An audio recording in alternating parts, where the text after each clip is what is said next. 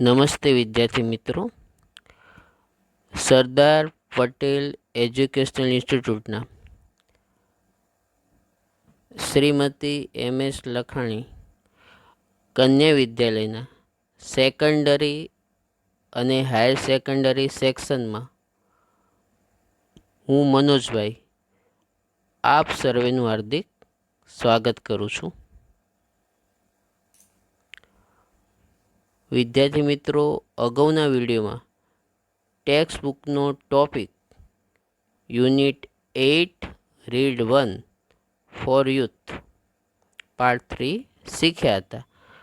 આજે આપણે ટેક્સ્ટ બુકનો topic unit 6 read 1 strike against war part 1 એટલે કે જીવનની કઠિનાઈ મુસીબતોનો સામનો કરો એનો ભાગ 1 શીખીશું. વોર એટલે યુદ્ધ થાય, પણ અહીંયા આ પાઠમાં વોર એટલે જીવનની મુસીબત, કઠિનાઈઓ. સ્ટ્રાઇક એટલે સામનો કરો, પ્રહાર કરો. અગેન્સ્ટ એટલે ની સામે. આગળ હવે આ ફોટામાં જે છોકરી છે એને તમે વિદ્યાર્થી મિત્રો જાણો છો.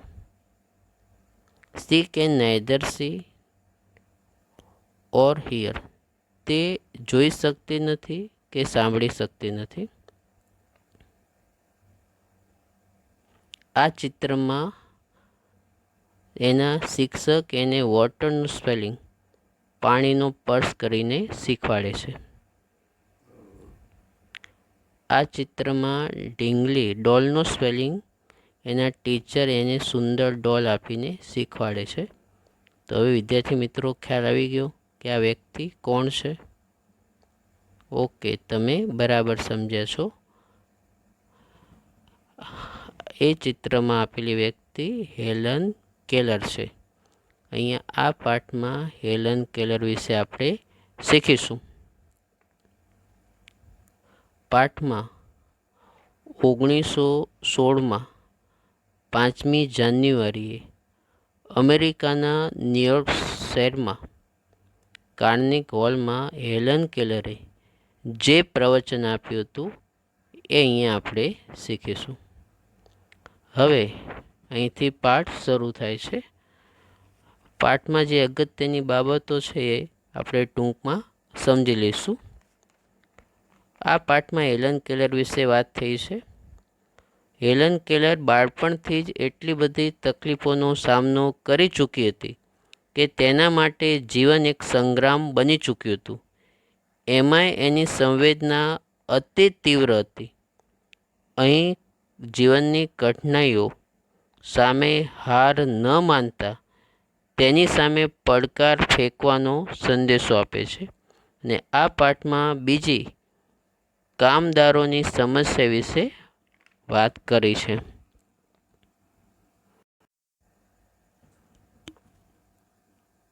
હવે આગળ વિદ્યાર્થી મિત્રો,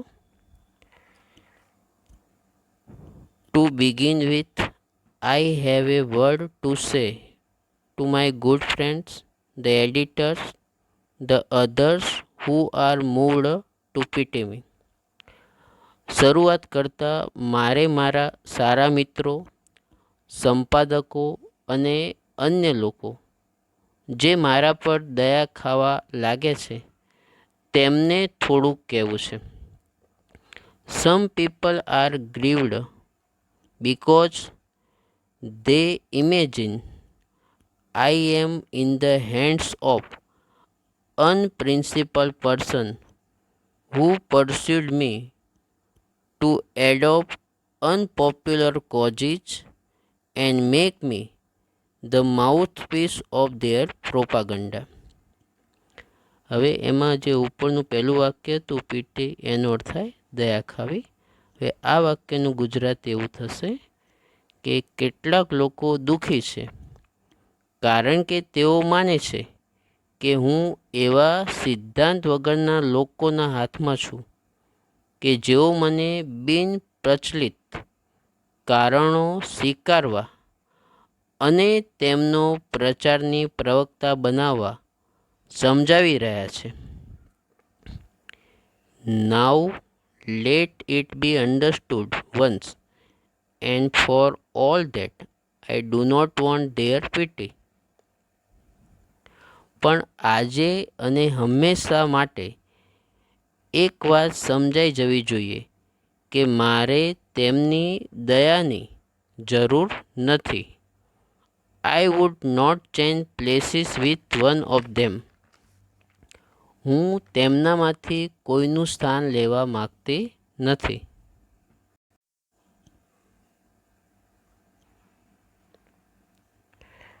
હવે વિદ્યાર્થી મિત્રો એટલું સમજી લઈશું આપણે.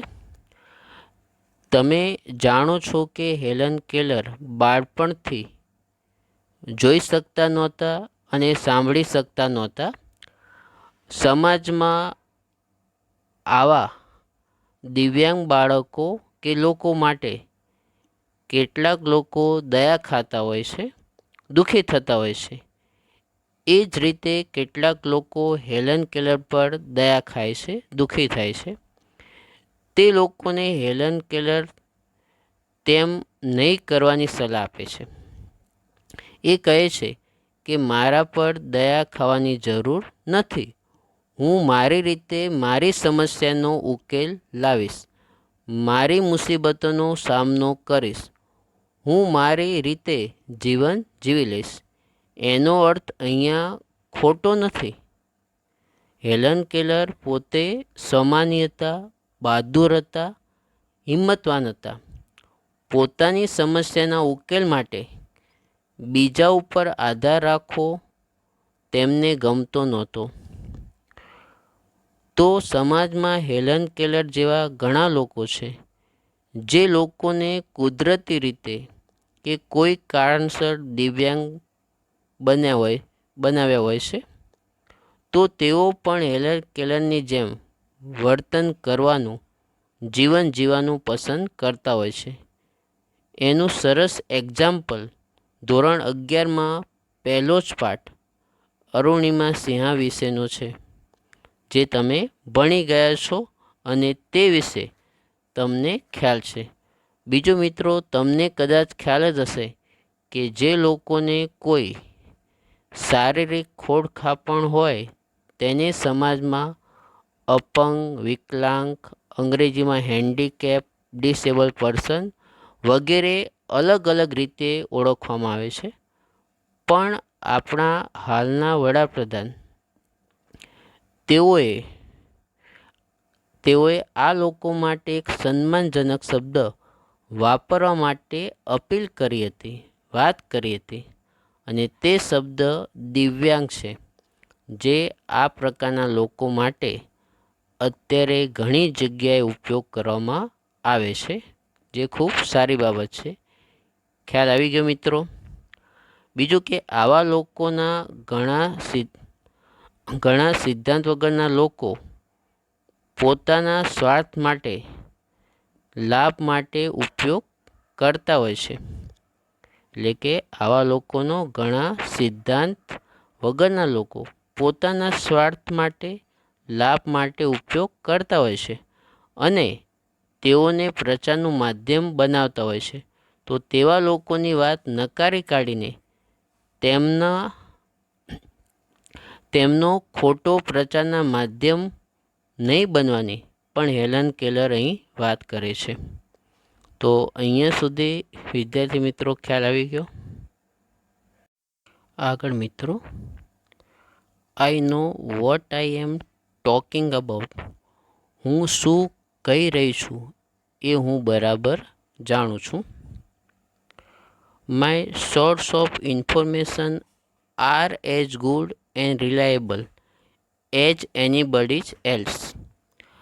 મારા માહિતીના સ્ત્રોત અન્ય કોઈના હોય તેટલા સારા અને વિશ્વસનીય છે.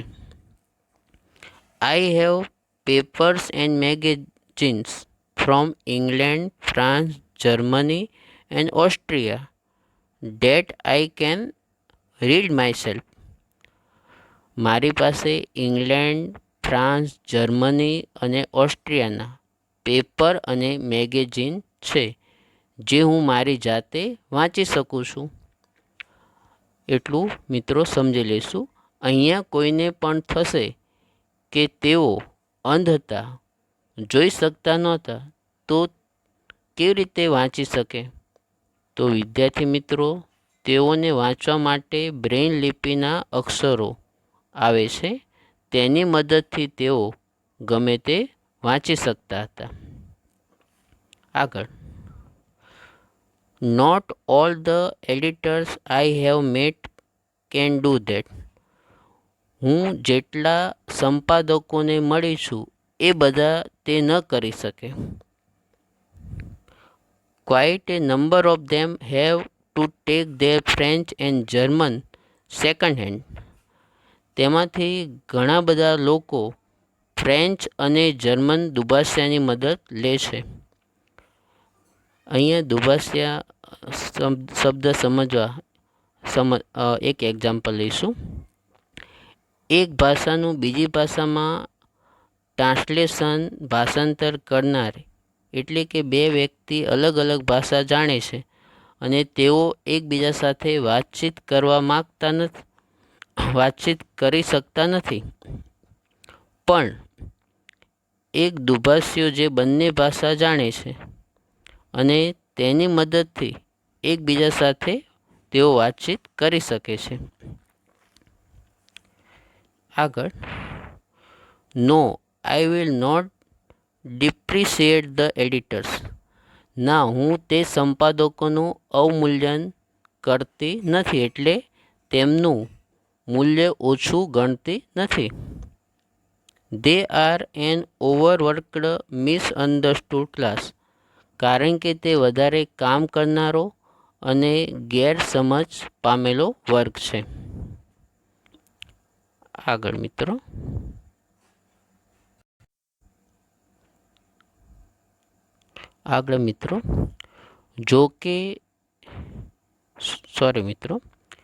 લેટ ધેમ રિમેમ્બર ધો that if I cannot see the fire at the end of their cigarette, neither can they thread a needle in the dark. જો કે તેઓને યાદ કરાવવા દો કે હું તેઓની સિગારેટના છેડાની આગ ના જોઈ શકતી હોય તો તેઓ પણ અંધારામાં સોયમાં દોરો પરોવી શકશે નહીં. એ આપણે સમજી લઈશું મિત્રો. એટલે કે એ વાક્યનો અર્થ શું થાય એ આપણે સમજશું. એટલે કે દરેક માણસની કામ કરવાની કાર્યક્ષમતા, આવડત અલગ અલગ હોય છે. એ સમજવા એક ઉદાહરણ લઈએ. અહીંયા જે વાત કરવામાં આવે છે તે કોઈને ધ્યાનમાં રાખીને વ્યક્તિગત રીતે કરવામાં આવતી નથી, પરંતુ જનરલી વાત કરવામાં આવે છે. ધારો કે કોઈ એક વ્યક્તિ સારી રીતે ગીત ગાઈ શકે છે પણ ડાન્સ કરી શકતો નથી. એનાથી ઉલટું, બીજો વ્યક્તિ ડાન્સ કરી શકે છે પણ ગીત ગાઈ શકતો નથી. તો બંનેની સરખામણી કરીને કોઈ એક વ્યક્તિનું અવમૂલ્યાંકન કરી શકાય નહીં, તેમની મજાક કરી શકાય નહીં. બંને મહત્ત્વના છે. તેમની રીતે તે નિષ્ણાત છે, હોશિયાર છે.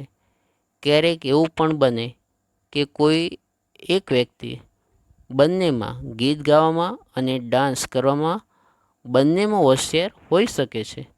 સમાજમાં એવા ઘણા લોકોને તમે કહેતા સાંભળ્યા છે કે હું જ સૌથી હોશિયાર છું, હું જ સૌથી નિષ્ણાત, નિપુણ, સર્વગુણ સંપન્ન છું, હું 32 ગુણોવાળો છું, મારા જેવો હોશિયાર કોઈ નથી, હું જ આ કામ કરી શકું, તમે નહીં.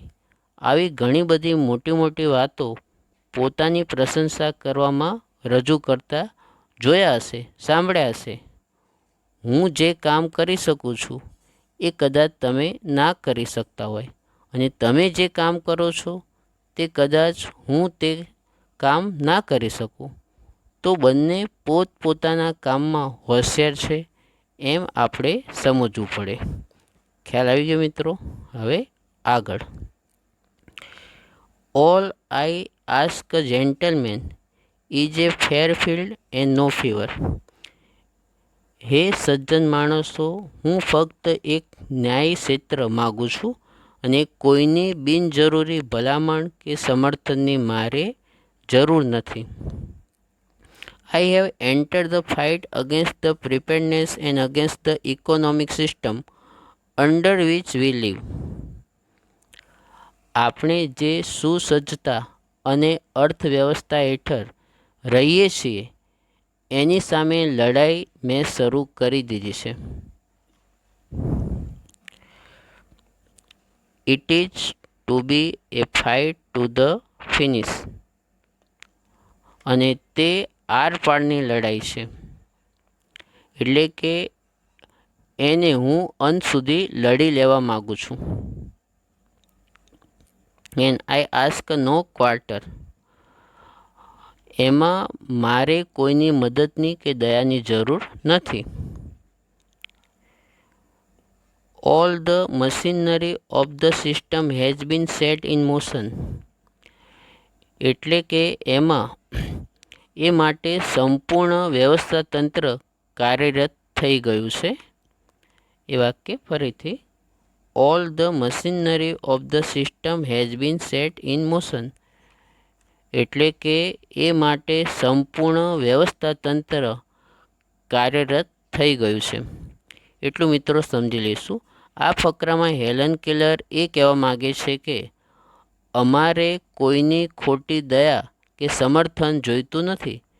બીજા સામાન્ય લોકોની જેમ જ તમે અમારી સાથે વર્તન કરો અને અત્યારે એ સિસ્ટમમાં જે ખામી છે તે હું જરૂરથી દૂર કરીશ, સુધારીશ. ખ્યાલ આવી ગયો મિત્રો?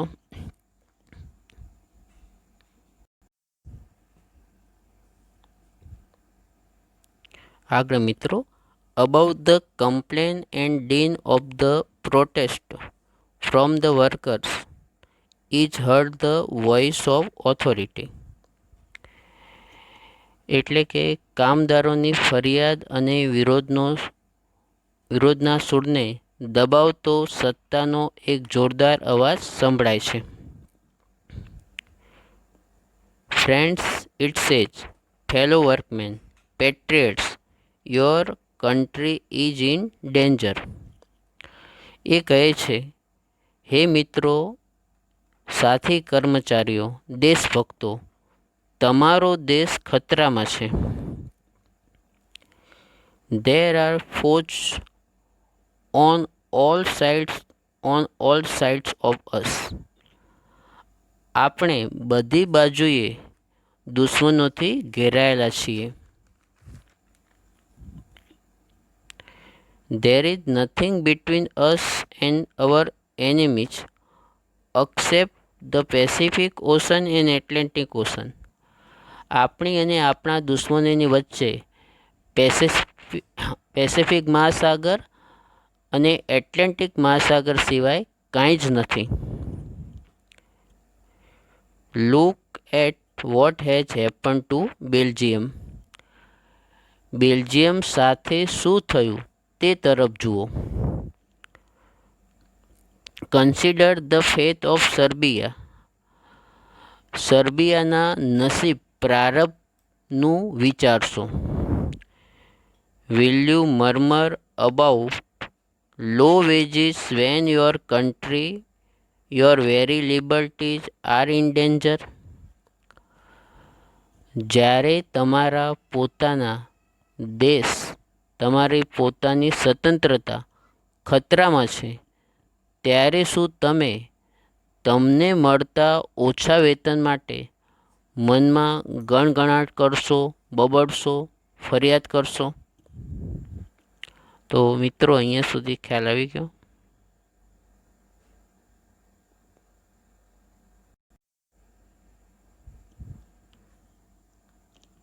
આગળ મિત્રો. What are the miseries you endure compared to the humiliation of having a victorious German army sail up the East river.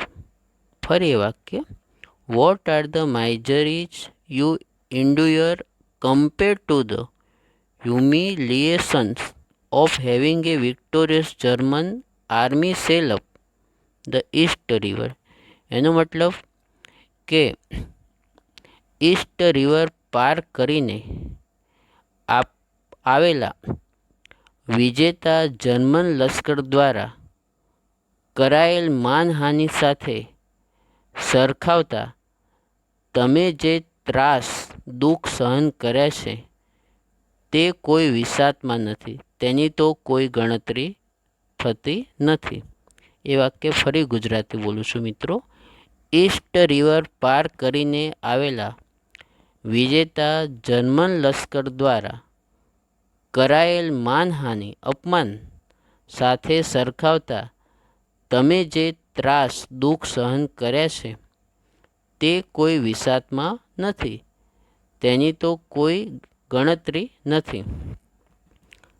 Quit your grumbling, get busy and prepare to defend your fireside and your flag. તમારું બબડવાનું છોડી દો અને તમારું ઘર, મોરચો અને રાષ્ટ્રધ્વજને બચાવવા તૈયાર થઈ જાઓ. Get an army, get a navy, be ready to meet the invaders like the loyal hearted free men you are. સ્થળ સેનામાં જોડાઓ, નૌકાદળમાં ભરતી થાઓ અને એક વફાદાર હૃદયના સ્વતંત્ર નાગરિકની જેમ હુમલાખોર દુશ્મનોનો સામનો કરવા તૈયાર થઈ જાઓ. તો વિદ્યાર્થી મિત્રો, અહીંયા સુધી આપણે આજનો વિડીયો રાખશું. હવે આ જે છેલ્લો ફકરો છે એ આપણે એકવાર ફરી સમજી લઈશું. આ ફકરામાં અહીં સત્તાધારીઓ અને કામદારોની વાત કરી છે.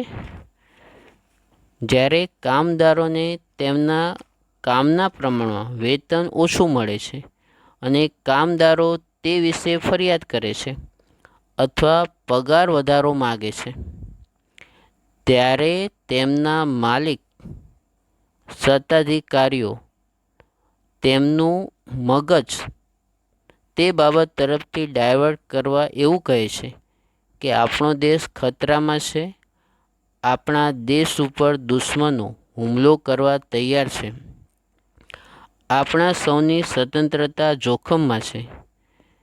ત્યારે તમારે આ પ્રકારની ફરિયાદ ના કરવી જોઈએ અને દેશને દુશ્મનોથી બચાવવા તૈયારી કરવી જોઈએ. આ રીતે વાત કરીને તેમને મનાવી લે છે, સમજાવી લે છે. તો ખ્યાલ આવી ગયો મિત્રો. હવે આ વિડીયો તમને કેવો લાગ્યો એ તમે અભિપ્રાય આપશો, અને અગાઉના અભિપ્રાય માટે થેન્ક યુ વેરી મચ.